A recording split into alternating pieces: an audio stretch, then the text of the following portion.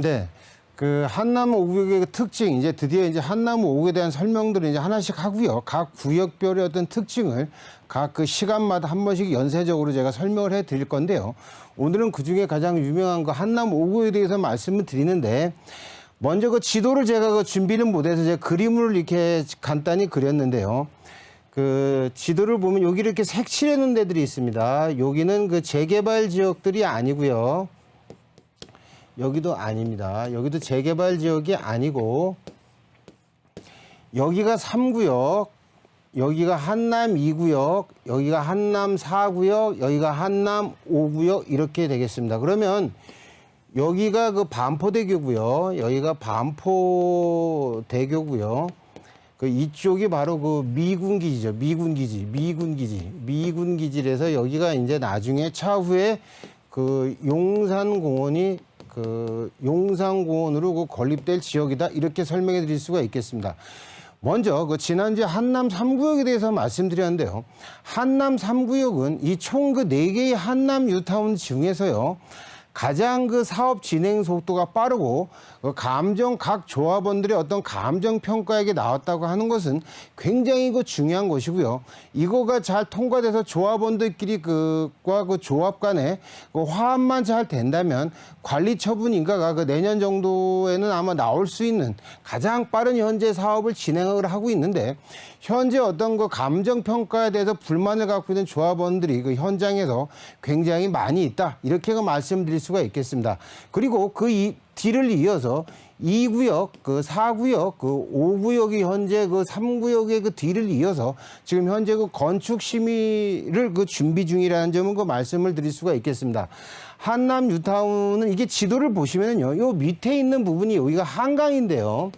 여기가 한강인데, 오늘은 그 한남 5구역을 설명해 드리기로 했는데, 이 지도상으로 보면 한강을 접하고 있는 면을 한번 보겠습니다.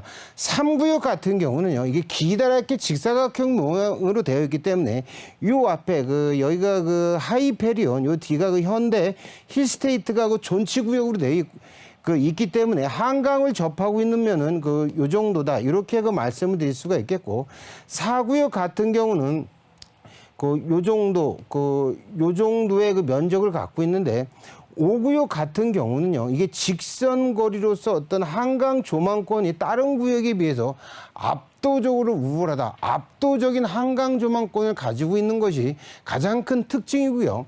그 다음에 두 번째는 역시 그 용산공원과의 어떤 그 접근성이 가장 그 좋은 곳이 바로 그 한남 뉴타운 그 5구역이다, 이렇게 그 말씀드릴 수가 있겠습니다. 따라서 그 한남 뉴타운을 이렇게 관심을 가지시는 분들이 가장 많은 말씀을 하시는 분들이 3구역은 사업 속도가 빠르고요, 입지와 사업성은 가장 5구역이 가장 좋다, 이렇게들 그 말씀들을 많이 하신다는 점을 말씀드릴 수가 있겠습니다.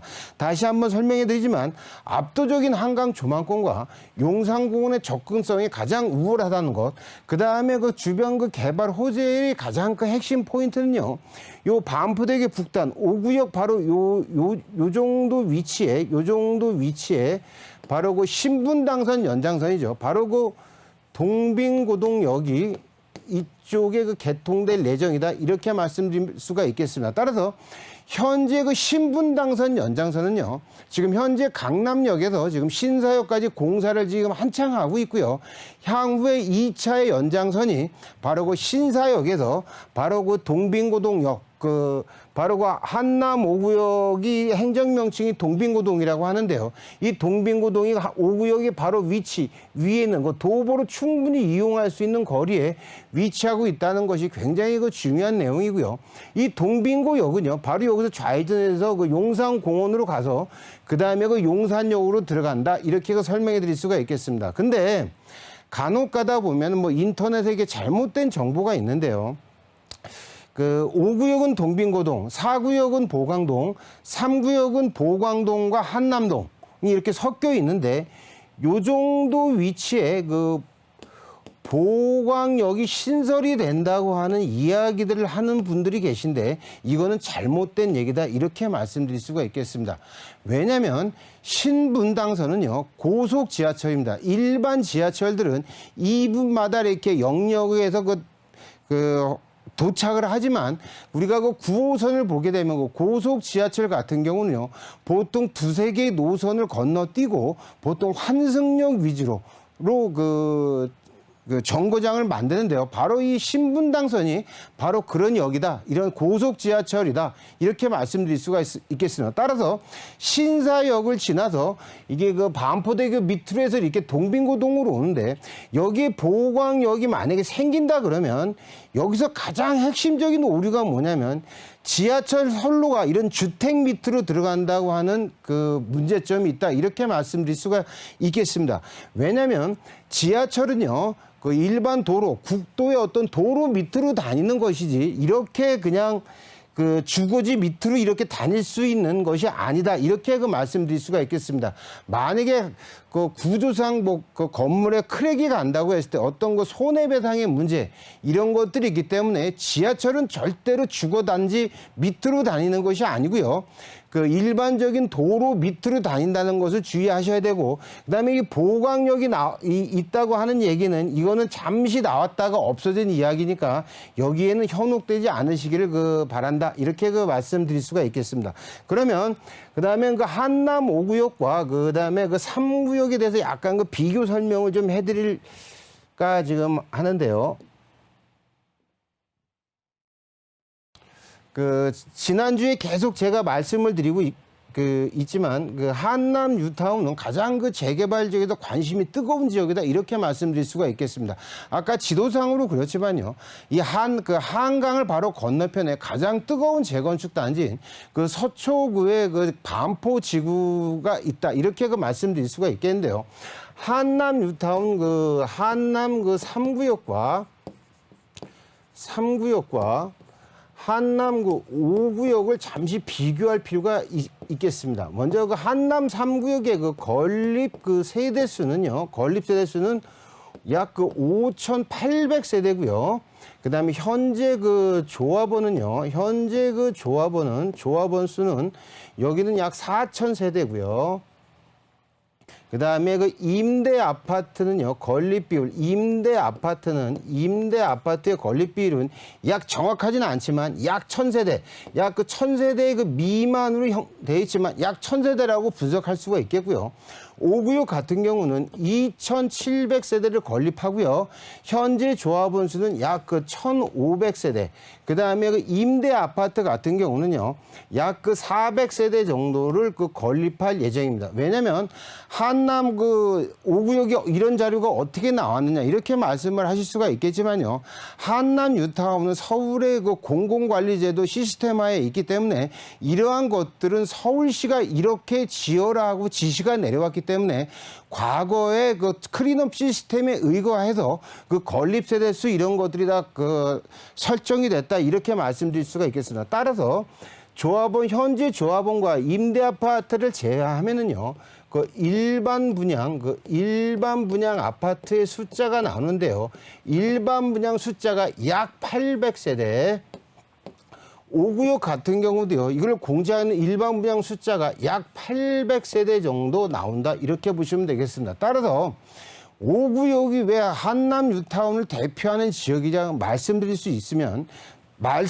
수 있는 이유의 가장 큰 것이 바로 건립 세대수 비율, 일반 분양의 비율이 5구역, 3구역에 비해서 훨씬 많기 때문에요.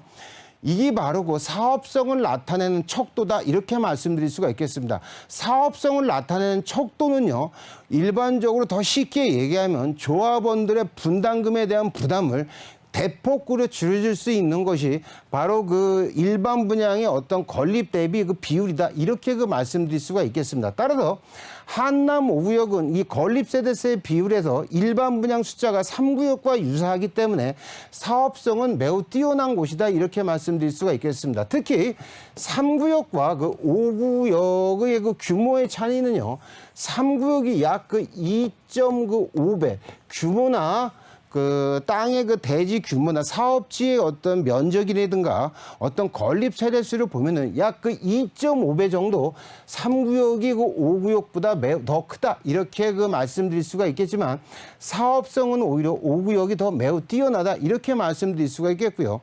가장 중요한 것, 우리가 분석을 할 때 가장 중요한 것은 바로 이 건립 세대수에 있는데요. 이 건립 세대수에 제가 그 지난 시간에 말씀드렸다시피 3구역 같은 경우는요. 그 대형 아파트 일명 그 45평 그 이상 그 아파트가요. 그 3구역 같은 경우는 1등에서부터 948등까지 약 그래서 5,800세대 중에서 948세대가 45평에 그 신청할 수 있는데요. 이 비율은 약 그 16% 정도로 나와 있습니다. 그러면 5구역은 몇 프로를 짓냐면요. 그 1등부터 744등 대형 아파트 비율입니다. 대형 아파트의 그 비율이 1등에서부터 744등 따라서 그 비율이 무려 그 28.5%에 달한다 이렇게 그 말씀드릴 수가 있겠습니다. 이거의 비율은요.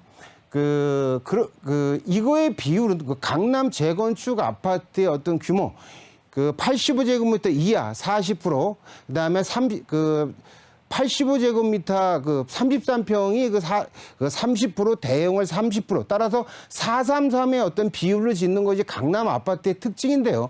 바로 이 재개발 지역 중에서 한남 5구역이 유일하게 433 비율로 짓는 아파트가 그 아파트 단지다. 이렇게 그 말씀드릴 수가 있겠습니다. 현재 더 설명해 드릴 것이 많은데 현재 그 시간 관계상 오늘은 요 정도로 해서 마치고요. 다음 시간을 연결해서 한남 5구역에 대한 그 설명들을 자세하게 설명을 해드리도록 하겠습니다. 왜냐하면 왜냐하면 너무나 잘못된 정보들이 너무 많이 공급이 되고 있기 때문에 어떤 투자자, 어떤 한남 뉴타운이나 다른 재개발 지역에 관심이 있는 분들한테 그 혼란을 주지 않기 위해서 제가 아주 정확한 정보를 제공하도록 하겠습니다.